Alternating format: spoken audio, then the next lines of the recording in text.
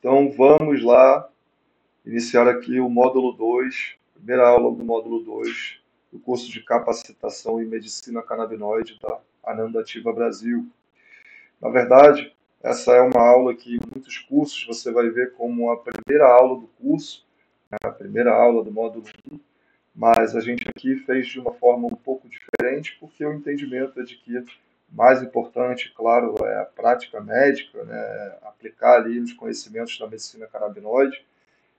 E também é importante conhecer sobre, né, a história da cannabis e tudo mais, mas que isso pode ser feito aí num segundo momento para quem está realmente querendo já começar a trabalhar com a cannabis, compreender, prescrever, manejar. Então, a gente optou por fazer dessa forma. Então, essa aula 1 do módulo 2 do curso é falando sobre o aspecto ancestral da medicina canabinoide, né, a prática milenar dessa terapia, e que a gente vai ver aqui agora, né, há quanto tempo isso é realizado, né, como que a cannabis foi então difundida aí pelo mundo, a história no Brasil também. Então, vamos em frente aqui começar essa aula que tem como objetivos entender o que é a terapia canabinoide propriamente dito, falar um pouco sobre esse uso milenar da cannabis e mostrar o cenário atual no Brasil e no mundo da cannabis, da medicina canabinoide. Então, primeiramente, vamos entender o que é a terapia canabinoide, do que estamos falando. Né? Tem muita gente que ainda fica em dúvida, né? O que é a terapia canabinoide, o que é a medicina canabinoide, o que é a cannabis, né? Ou pegar ali um fumo, né? E utilizar aqui de qualquer forma, ou é utilizar uma planta com um objetivo, né, terapêutico, ou até mesmo, né, com um objetivo espiritual, e até mesmo sem recomendação médica. Tudo isso faz parte da terapia canabinoide. Claro que dentro da medicina, né, do nosso universo aqui da medicina, a gente vai ter algumas restrições, mas a cannabis ela pode ser utilizada de várias formas para trazer alívio, para trazer melhora de condições de saúde, para trazer ali alívios até espirituais, e que a gente vai mostrar um pouquinho aqui. Então, para deixar claro, né, cannabis é igual a maconha. Sim, cannabis é maconha. Então, maconha foi um termo ali que foi utilizado no início lá do descobrimento do Brasil, da escravidão, né, depois tiveram que, quando começou a ser proibido, né, começou a ser perseguido, teve que mudar, então os escravos mudaram, criaram-se, né, esse nome aí ao contrário, ao invés de chamar de cânhamo, começaram a chamar de maconha, fizeram ali uma dança de letras e começaram a chamar então essa planta de maconha, que é a cannabis. Mas ao mesmo tempo, atualmente, a gente vem tentando, vamos dizer assim, é, chamar pelo nome científico, que é o correto, né, na verdade, mas para a gente tentar desvencilhar esse termo que se tornou um termo pejorativo, né, que ficou ali embrenhado na nossa consciência como algo prejudicial, né, como algo ruim, né, que precisa ser combatido, que vai prejudicar as pessoas, justamente por conta de todo esse preconceito que aconteceu lá na época ali da escravidão, né, do império e tudo mais, em que negros, escravos, índios eram perseguidos pelo uso então da maconha. Então, atualmente vem se tentando utilizar o termo cannabis justamente para a gente tentar desvencilhar um pouco desse termo que ficou com, né, ali uma característica ruim, mas na verdade a gente está falando sobre a mesma coisa, tá? Então, para a gente entender, a gente vai falar aqui de cannabis para fins medicinais. A gente vai falar da maconha para fins medicinais. É muito interessante a gente justamente focar nesse assunto, né, no assunto medicinal, porque existe o uso adulto e que no final das contas ele vai também estar sendo medicinal, mas para que a gente não tenha nenhum problema e que a gente consiga prosseguir, porque a gente está falando aqui de pessoas que estão doentes, que têm condições severas de saúde, como por exemplo foi mostrado nesse filme Ilegal, né, que mostrou ali a história de uma mãe buscando um tratamento de saúde com a cannabis para uma filha que tinha mais de 50 crises convulsivas por dia. E, infelizmente, ela teve que passar por uma saga porque falava-se que ela não podia dar maconha para a filha, que ela ia estar matando a filha, que ela ia prejudicar a filha. E aí teve que separar essa história, né? Apesar de ser, vamos dizer, né, quase que ridículo ter que fazer isso, mas isso precisou acontecer para que a gente conseguisse prosseguir com esse uso medicinal da cannabis, que está ajudando milhares de pessoas com condições sérias de saúde. Talvez, se a gente estivesse ainda falando aqui de maconha, né, e não separasse, vamos dizer, desse fins medicinais, a gente não conseguiria avançar como está avançando com relação à medicina, à política e tudo isso que a gente está vendo aí nesse cenário da cannabis. Então, apesar da gente entender que é a mesma planta, né, que é tudo ali vindo das mesmas substâncias, né, para a gente driblar a hipocrisia e toda essa gente do mal, a gente teve que colocar então esse termo medicinal para que pessoas como, né, essa mãe e essa criança do filme pudessem ter acesso e controlar as suas condições de saúde graves e crônicas, né? Assim como milhares de pessoas atualmente no Brasil e milhões no mundo estão conseguindo ter acesso a essa medicação, porque a gente conseguiu ali mostrar, olha aqui, a gente está fazendo um uso medicinal, não é dando maconha para a criança ficar doidona, né? Então, para que as pessoas conseguissem colocar ali no cérebrozinho delas que isso é um tratamento de saúde, a gente teve que fazer essa separação. Então, isso é a terapia canabinoide. É o uso da cannabis para pessoas que têm condições de saúde que precisam dessa planta e que se beneficiam desse tratamento.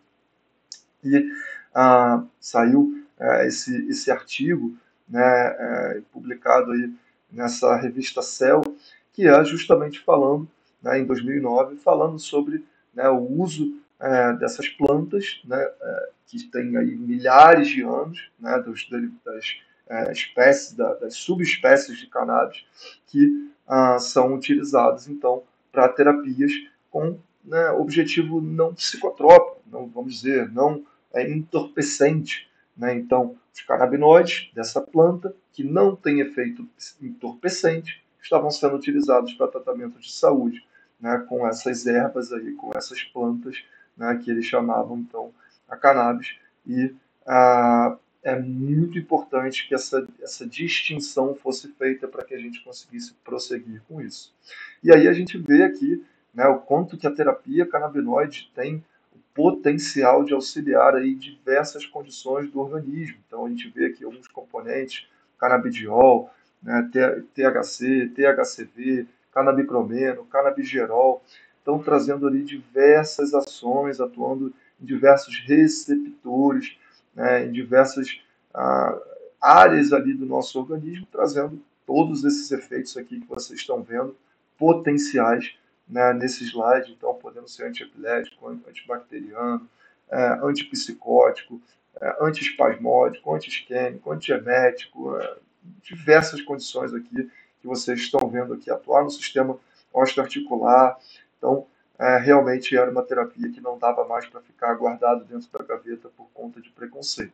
E, obviamente, isso não é algo, é, vamos dizer assim, xamânico, né, milagroso. Existe um mecanismo de atuação dessas substâncias que são dessa planta que atuam no nosso organismo. Se existe uma substância que é utilizada no nosso organismo, é porque ela está se ligando a algum receptor, a algo que está presente dentro do nosso organismo e fazendo esse efeito, então, medicinal que essa planta traz.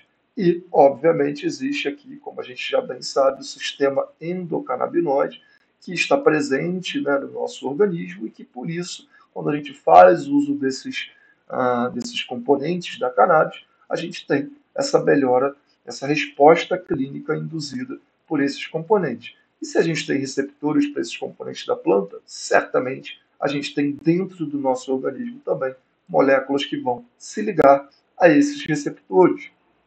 E essas moléculas também foram descobertas, que são a anandamida e o 2-AG, principalmente. Né? Já estão se falando aí de outras moléculas que vão se ligar a esses receptores, e além disso, outros receptores também fazem parte desse sistema, que a gente também já conversou um pouquinho aí na aula de farmacologia e vai falar também um pouquinho na aula do sistema endocannabinoide. Então, aqui também mais uma imagem mostrando, né, essa questão da comunicação dos neurônios e o quanto que o sistema endocannabinoide está presente de uma forma ali bem específica, numa comunicação ali, num feedback retrógrado, na verdade, com relação a esses receptores e a liberação de neurotransmissores.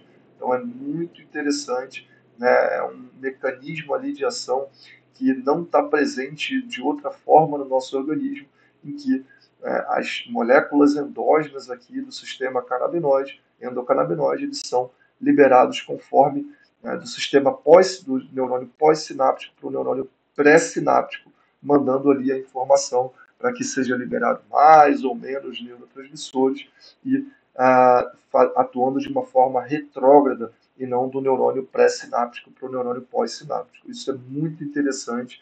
Isso foi descoberto lá na década de 90, né, e só agora a gente está falando sobre isso, sobre esse controle que o sistema endocannabinoide age sobre o nosso organismo.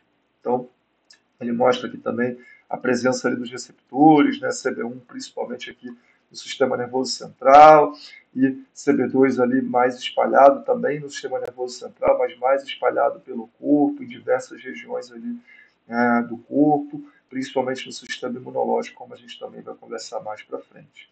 Então, esse sistema, né, com essa característica de regulação, né, ele trabalha muito com a nossa homeostase. Então, ele vai atuar na resposta imune, no apetite, no sono, na ansiedade, nas emoções no geral, em quadro de dor, na própria locomoção, nas funções cardiovasculares, na coordenação motora, na memória, na parte de reprodução, na parte inflamatória. Então, neurogênese, neuroproteção. Então, ele está relacionado com praticamente todas as funções do nosso organismo, trabalhando principalmente nessa regulação, né, nesse equilíbrio que a gente conhece como homeostase. E para que essa terapia canabinoide está sendo indicada? Né? Eu trouxe aqui alguns exemplos apenas, né, do que ela pode atuar, trazidos aí de órgãos, né, bem conhecidos, por exemplo, a Mayo Clinic nos Estados Unidos e a Anvisa aqui no Brasil. Então, ali já desde 2015, né, a Anvisa trazendo ali diversas condições significativas, inclusive, em que a cannabis pode ter atuação e pode ter melhoria, né, autismo, transtornos outros de desenvolvimento, carcinomas, dores crônicas, questões neurológicas, questões psiquiátricas, inclusive, olha aqui, a própria esquizofrenia, né, que tanto se fala aí que, né, a cannabis causa, a Anvisa já mostrando ali o quanto que a cannabis pode ser benéfica para a esquizofrenia. E eu trouxe também aqui essa informação aqui da Mayo Clinic, que se você entra lá no site dele, está dizendo, olha, pode ser utilizada para Alzheimer, pode ser utilizada para esclerose lateral amiotrófica, HIV, doença de Crohn, que pouco se fala aqui no Brasil, das condições inflamatórias intestinais, das doenças autoimunes, quanto a cannabis ajuda, mas tem sim muito benefício por regular o sistema imune. Além disso, epilepsias, convulsões, né, a própria esclerose múltipla, dores crônicas, enfim, diversas condições aqui que já são conhecidas por serem beneficiadas e já estão descritas aqui nos principais órgãos, nos principais hospitais aí, em entidades da medicina. Então, mais uma vez aqui mostrando, né, o quanto que os canabinoides podem atuar em diversas condições clínicas, em diversos sistemas do organismo, principalmente por estar relacionado ali o sistema endocannabinoide com a homeostase, a redução do desequilíbrio que acontece nessas doenças, então atuando em questões relacionadas à parte psiquiátrica, a parte gastrointestinal e de apetite, né, a parte aqui neurológica, questões relacionadas à dor, a sono e outras condições também que vocês estão vendo aqui nesse gráfico aqui que mostra, nessa imagem aqui que mostra aqui o quanto que a cannabis, os diversos canabinoides vão estar relacionados ali com a melhora clínica de diversas condições. Mais uma vez aqui mostrando, né, o quanto que, né, os estudos aqui têm saído, né, diversas condições e existe uma negação com relação a isso, né? Muitas pessoas dizendo, não tem estudo, não tem estudo. Realmente falta vontade de entrar para pesquisar esses estudos, né? Olha que a gente está vendo a quantidade de estudos que tem, inclusive, né, crescendo muito aí nos últimos anos, só com o termo canabinoide, você vê ali né, mais de 35 mil estudos publicados, né, começando ali principalmente em 1964, mostrando ali os estudos do professor Rafael Mechoulam, que a gente já vai falar sobre ele, e aí seguindo nos últimos anos, aí, principalmente, né, isso crescendo exponencialmente, mostrando a atuação da cannabis em condições psiquiátricas, em condições neurológicas, né, em condições de dor, em condições inflamatórias, em condições do neurodesenvolvimento. Então, não faltam estudos, e a gente está falando aqui de um tratamento de saúde, né, totalmente correto, adequado, e que não tem por que a gente ficar mais nessa negação. Mas, claro, que a gente precisa se atentar. Talvez esse tratamento não seja para todo mundo. Talvez a cannabis precise ter alguma precaução, com certeza. E a gente já sabe que não é interessante que a gente faça doses de THC intravenosas em altas doses, né? Claro que isso vai se desenvolver para ser feito em doses menores. Com certeza o THC daqui a pouco ele vai ser aí vai entrar nesse cenário. Mas a gente precisa entender que se a gente faz doses extremamente elevadas intravenosas ou até mesmo oral, né? Aquele estudo que foi feito lá com macacos, que a gente já falou inclusive aqui em outra aula, que levou a uma intoxicação grave. Na verdade, essa intoxicação ela foi pelo efeito ali tóxico da fumaça, do monóxido de carbono, e quando se fez ali um uso de doses intravenosas extremamente elevadas de THC, levou a prejuízos aí, com certeza, desses macacos, inclusive alguns morrendo por intoxicação. Então, é claro que a gente tem que ter alguns cuidados com os usos, né? Esse estudo, olha aqui, vocês podem ver de 1974, quando se tentava provar aí que a cannabis era perigosa, né? Então fez um estudo totalmente esdrúxulo ali com esses macacos, mostrando isso. Mas a gente ainda tem um entendimento de que sim, existem alguns grupos de risco. E aqui, quando a gente fala da cannabis, a gente fala principalmente de altas doses de THC para esses grupos de risco.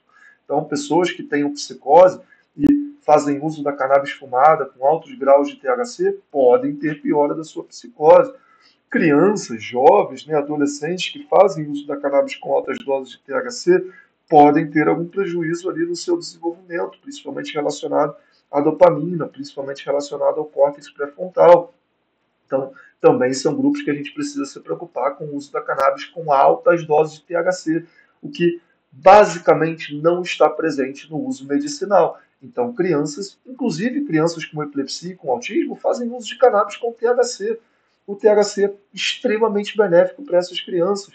Quando não se falava ainda em extratos ricos em canabidiol, eram os extratos ricos em THC que eram feitos para as crianças com autismo, com epilepsia. E essas crianças responderam muito bem, obrigado, e estão muito bem, sem inclusive nenhum prejuízo no seu desenvolvimento.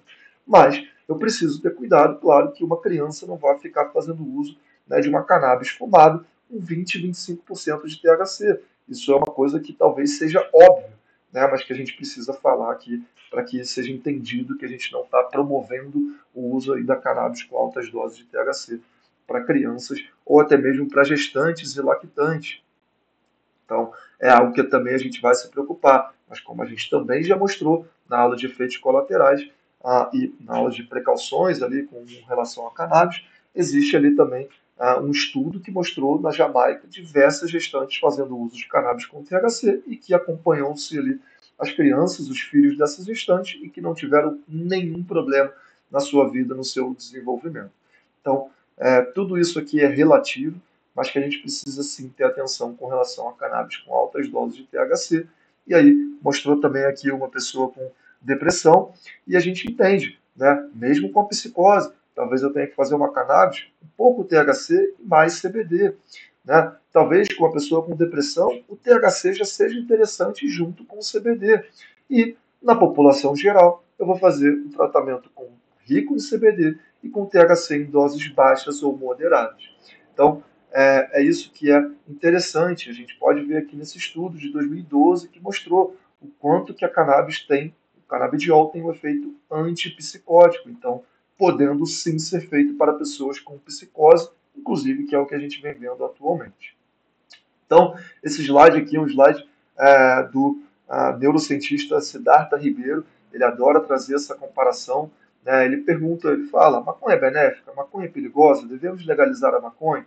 Ele compara com os cães são benéficos? Os cães são perigosos? Devemos legalizar os cães? É claro que os cães são benéficos. Os cães são perigosos? Eles também podem ser perigosos. Mas a gente deve legalizar os cães? Isso não é uma pergunta. Eles já estão na natureza. Cabe a gente utilizar da forma adequada. Pegar ali um cachorro, né, de baixo porte, né, ou um cachorro que possa estar aí, como vocês vejam na imagem, que seja um cachorro que não ofereça um perigo, que seja um cachorro que é muito mais domesticado, que pode estar ali perto de crianças, que não vai trazer risco. Agora, se eu quero treinar ali, né, fazer um pitbull de repente, ou alguma coisa nesse sentido, que a gente tem que ter um pouco mais de cuidado, ficar ali com pessoas que cuidem, que saibam criar melhor, né, essa raça de cães, que tenham maior domínio sobre essa raça de cães, mas não vai ser extinta, porque também tem o seu benefício. Então, não é uma pergunta se a cannabis deve ser legalizada, é quais são os cuidados que eu preciso ter, quais são os diferentes tipos de planta ali, as subespécies, né, que eu devo apresentar para cada tipo de pessoa que possa beneficiar então essa pessoa. E a gente entendendo que o mais interessante é que a gente possa aproveitar a natureza. Então, ao invés de eu pegar e fazer um canabidiol sintético, ao invés de eu pegar e fazer, né, uma cafeína sintética, ao invés de eu pegar e fazer, né, ali um açúcar, um adoçante sintético, por que não eu utilizar da natureza, eu utilizar o extrato da planta, eu utilizar o café, se eu quero ficar ali mais esperto, se eu quero ter a sensação do café, por que não utilizar ali o extrato da cana, né? A cana extraída, o açúcar ali muito mais próximo da natureza, o mascavo, né? O açúcar demerara, ele muito mais, né, não sintético, né? Mas pronto para ser utilizado ali, oriundo da natureza, do que eu ficar, né, sempre ali refinando tudo isso, ou fazendo ali, imitando, né, fazendo coisas sintéticas com relação a isso, se a gente sabe que a gente se dá muito melhor com aquilo que já está pronto na natureza para a gente utilizar. Então, a cannabis é a mesma coisa e a gente vai tentar utilizar ela dessa forma, não ali de formas sintéticas, né, totalmente purificadas, que a gente já viu que não é a melhor forma da gente utilizar. Então, isso não vem de agora. Né? Esse uso da cannabis é um uso milenar. Né? A gente já tem descritos aqui há pelo menos 10 mil anos, né, de uso da cannabis, né, como forma de terapêutica e até mesmo como forma espiritual. Então, isso não vem de agora, a gente não está falando de uma nova terapia. Né? Tem esse estudo aqui que mostrou ali o genoma, né, de domesticação da cannabis de milhares e milhares de anos ali, principalmente na região da Ásia, ali, China, Índia, né, existe aqui o livro do Imperador Amarelo mostrando, existe ali a deusa Sechat ali da Índia também, né, já com a cannabis sendo identificada, então é um uso milenar, a gente não está falando de algo novo.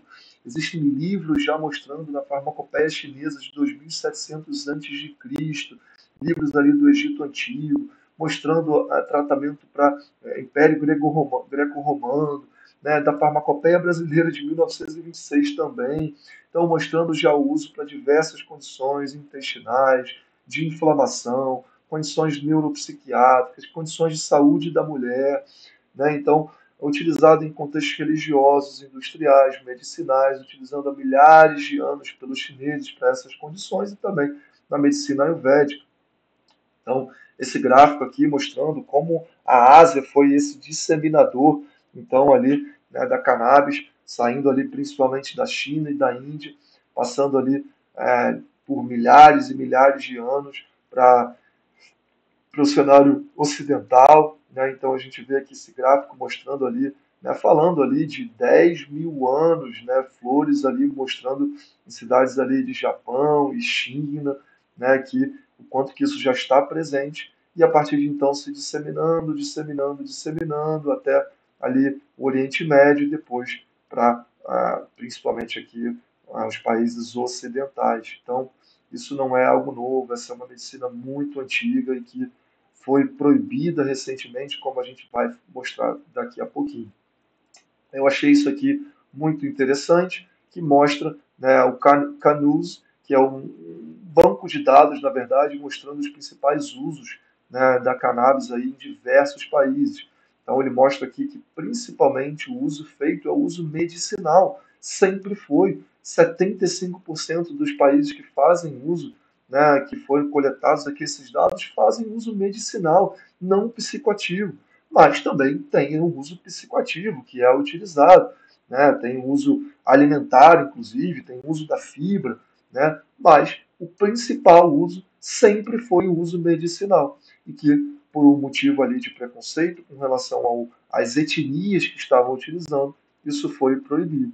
Então, mais uma vez aqui um gráfico mostrando também, uma imagem mostrando aqui essa disseminação, esse histórico da cannabis, né? Vocês querendo dar uma olhada mais a fundo aqui nessa imagem, eu vou deixar tanto nas referências, tanto, né, pausando aqui o vídeo, né, fica fácil aqui de olhar todo esse histórico, essa linha do tempo aqui que a gente tem em relação à cannabis, que a gente não vai entrar em maiores detalhes por aqui, mas é muito interessante se você puder pausar aqui e dar uma olhada, né, em todos essas regiões que utilizaram, imperadores, depois tudo isso se disseminando ali, né, para a medicina ocidental, principalmente com esse camarada aqui, que foi o responsável por trazer a cannabis lá da Índia, né, para o mundo ocidental, publicou alguns artigos aqui, principalmente esse primeiro artigo aqui que fala da ganja, que ele trouxe lá da cannabis, mostrando o quanto eles utilizavam, né, o Dr. William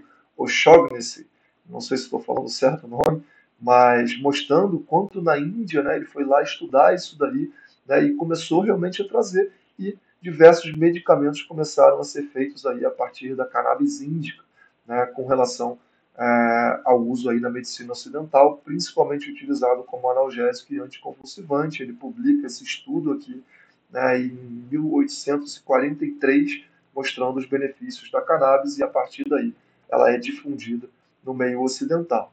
Como que ela chegou no Brasil? Né? Então existem as hipóteses de que ela chegou ali como fumo da Angola, né, vindo com os escravos e tudo mais, e existe ali um relato de que ela chegou, na verdade, ali no país em 1549 pelos escravos, né, trazendo ali sementes e tudo mais, e a partir daí, né, sendo utilizada até ser proibida, né, e trazer ali uma interrupção abrupta desse uso, né, que era inclusive feito, vendido como cigarros índios para tratamento de catarros, de asma, de insônia, e a gente sabe que hoje tem efeito realmente nessas condições, e, na verdade, isso foi interrompido de uma forma abrupta por questões étnicas, e raciais ali, como aconteceu também nos Estados Unidos e influenciando aqui o nosso país também. Então, mostrando aqui nesse slide o quanto que a maconha também já foi muito presente aqui no início, né, do século XX, e com a proibição também, mais uma vez, aí, sendo interrompida de forma abrupta e não podendo mais ser retirada da farmacopeia, das farmácias, por questões, simplesmente étnico-políticas. Mesma coisa aqui nos Estados Unidos, né, e aqui eu deixo esse destaque, né, para esse camarada aqui, que é o Rockefeller, que na mesma época, então, começou a difundir ali as medicinas químicas e matar a medicina natural e implantar o sistema médico que a gente tem até hoje, né, que é a medicina moderna, que está baseada principalmente ali no uso de substâncias químicas controladas pela indústria farmacêutica, para que as pessoas, então, não tenham acesso mais às curas naturais e fiquem totalmente dependentes de pílulas e procedimentos para cuidar da sua saúde. Então, a gente sabe que tudo isso foi uma questão política e social. E como que está, então, atualmente o cenário da cannabis no Brasil e no mundo? Felizmente, ali depois, mesmo no meio de todas essas proibições, esse camarada conhecido como professor Rafael Mechula, que faleceu no ano passado, ele, então, fez ali diversas estratégias para poder estudar a cannabis, para poder estudar, né, ele pegava, na verdade, o haxixe para estudar, lá na Universidade Hebraica, e em 1964, na verdade em 1963, eles fazem a estrutura do canabidiol, e em 64, na verdade, principalmente eles estavam buscando, que era a estrutura psicoativa, né, vamos dizer assim, entorpecente, que era o THC. E aí eles descrevem a estrutura tanto do canabidiol e do THC, que são as principais substâncias aí, os principais fitocannabinoides ativos dessa planta. Então, eles trazem isso à tona, mostram, né, descobrem esses componentes e a partir daí começam a trabalhar com eles. em 1963 e 64. E aí, nessa mesma época, esse estudo aqui, né, essa experiência ficou bem conhecida do professor Rafael Mechur, que a esposa dele prepara um bolo com THC, com ali os componentes ativos, com haxixe, e as pessoas têm diversas reações, né? Tem pessoas ali que tiveram ansiedade, tem pessoas que tiveram, né, crises de riso, tem pessoas que tiveram um relaxamento importantíssimo, outros tiveram um apetite extremamente aumentado, e ele começa a entender mais sobre os efeitos ali dessas substâncias no organismo. E então esse professor, que é o professor Rafael Mechur, ficou, né, muito conhecido, ele ficou conhecido ali como pai, na verdade, né, o avô, o pai da cannabis medicinal, porque ele começa então a partir daí a fazer diversas pesquisas, inclusive na década de 90, ele e seus colegas, em parceria ali com outros pesquisadores, né, americanos, descobriram o sistema endocannabinoide e a partir daí começaram a fazer diversas pesquisas do uso da cannabis para fins medicinais. E aqui no nosso país a gente tem uma figura também extremamente importante, que foi também o professor Elisaldo Carlini, que também já falecido, e que foi uma das principais figuras aqui a trazer a cannabis para o Brasil, a mostrar esse efeito medicinal, né, da importância da cannabis ali. Ele era, né, o responsável ali pelo Centro Brasileiro de Informações sobre Drogas Psicotrópicas e ninguém mais com maior gabarito de mostrar o uso de uma planta psicotrópica como o potencial terapêutico. E na década de 80, em 1980, eles fazem esse estudo em parceria com Rafael Mechula, o professor Isaldo Carlini, fazem esse estudo mostrando o efeito anticonvulsivante da cannabis e principalmente do canabidiol. Esse estudo ficou bem conhecido, foi o primeiro estudo, foi uma parceria de Israel com, se eu não me engano, a USP, mostrando ali, fazendo esse estudo randomizado, mostrando as crianças tendo benefício com o uso anticonvulsivante em 1980. E só em 2014 a gente foi ter ali o primeiro uso medicinal da cannabis, depois de 34 anos desse primeiro estudo sendo realizado. Depois desse estudo, poucos outros estudos foram feitos da parte clínica, foram os estudos mais aí mostrando o sistema endocannabinoide, etc. Mas esse estudo foi realmente um estudo muito interessante, que mostrou ali a segurança da cannabis, que mostrou o potencial ali, terapêutico com relação a essa melhora das crises convulsivas dos pacientes que tiveram melhora significativa com o uso do CBD, e praticamente só um paciente ali dos 8 que foram testados não teve uma resposta clínica positiva. Então, mostrou ali esse efeito potencial antiepilético e a partir daí com diversas condições neurológicas. E aonde que a gente está então atualmente com relação a tudo isso? Bom, começou, claro, aí com o movimento, né, dos Estados Unidos, fazendo toda essa mudança ali com relação a cannabis, Califórnia, depois vários outros estados aprovando a cannabis medicinal. E isso foi se refletindo em todo o mundo, né? Os Estados Unidos ali como líder mundial ali, basicamente, dessas questões. Isso foi se refletindo, Europa também, diversos países ali autorizando esse uso medicinal. E aí, mais recentemente, a cannabis então foi retirada, né? A OMS, inclusive, já também orientando a retirada da cannabis aí de substâncias perigosas, e os Estados Unidos fazendo ali essa retirada da cannabis do Schedule I, veja, junto com heroína, né? Outras substâncias não deviam estar aí no Schedule 1, na verdade. Né? Você vê aí LSD tendo no Schedule 1 e cocaína, e metanfetamina e oxicodona estando no Schedule 2. Né? Uma coisa que não faz nenhum sentido. Né? Então, cogumelos também não faz nenhum sentido estar aí, mas seguem aí presentes no Schedule 1 porque são substâncias naturais que, obviamente, vão ser ali sempre taxadas com mais controle pelos órgãos. Então a cannabis foi retirada e agora ela está sendo estudada a ser colocada como Schedule 3, né, como schedule, no grau 3 ali dessas substâncias controladas. E atualmente no Brasil isso já está extremamente aí difundido, o uso da cannabis para fins medicinal já é totalmente uma realidade. Recentemente, né, agora, 2 meses atrás, essa aula está sendo gravada em dezembro de 2024, em novembro, se eu não me engano, foi adicionada ali novamente na farmacopeia brasileira, né, e já é totalmente instaurado aqui como um tratamento de saúde. Mais de 670 mil brasileiros fazem uso da cannabis medicinal, com diversas formas, né, pelas associações, pelas importações e pelas farmácias, no qual esses medicamentos também já estão presentes.